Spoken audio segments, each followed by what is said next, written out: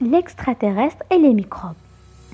Oxo l'extraterrestre, aux commandes de sa soucoupe, cherche un endroit sûr pour se poser, loin des araignées ou insectes géants. Car le vaisseau d'Oxo est microscopique, pas plus grand qu'un grain de poussière, et Oxo plus petit encore. Il vient de la planète Minus, située à des milliards de kilomètres de la Terre. L'extraterrestre trouve un lieu accueillant, le sol est rose, légèrement boussolé, et il y pousse de drôles d'arbres noirs et brillants. Oxo interroge Mok, son ordinateur de bord. « Où sommes-nous, Mok ? Nous avons atterri sur la peau d'un humain, sur sa main, plus précisément. » Ces grands arbres sont ce qu'ils appellent des poils. Allons voir ça de plus près. Oxo descend de sa soucoupe. Son nez en trompette renifle et ses antennes frétillent. Elle est à l'affût du moindre danger. Tout à coup, un monstre effrayant apparaît. Il est multicolore et ressemble à un oursin géant. Oxo pointe sa sonde vers la bête. « Qu'est-ce que c'est ?»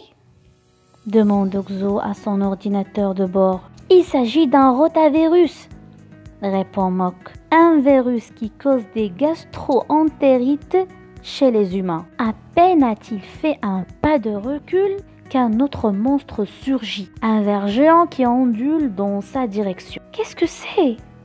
s'inquiète Oxo. « C'est un streptocoque », explique Mok. « Une bactérie qui cause des angines chez les humains. » Derrière lui, un autre monstre violet sautille et un peu plus loin, une limace écarlate ouvre une gueule béante. « Mais !»